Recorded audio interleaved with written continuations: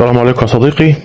احنا النهاردة في المتحف اليوناني الروماني بالاسكندرية، واللي قدام حضرتك ده تمثال على شكل خروف يرجع الى العصر الروماني، تم اكتشافه في منطقة محرم بيه بالاسكندرية.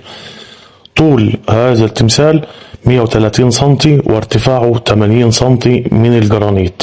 ده موجود داخل المتحف اليوناني الروماني بالاسكندرية، وده برضو من مدارس النحت الرومانية، واللي هنتكلم عنها في بثات جاية مع بعض. التماثيل اللي بترجع برضو لنفس العصر وهو العصر الروماني، سواء أجزاء من التماثيل موجودة داخل المتحف اليوناني الروماني.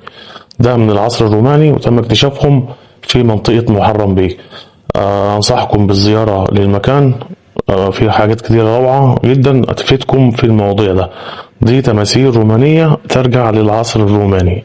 أنا أحمد سفاري، ودي صفحة زي الإشارات ما بتقول. تحياتي لكم جميعا.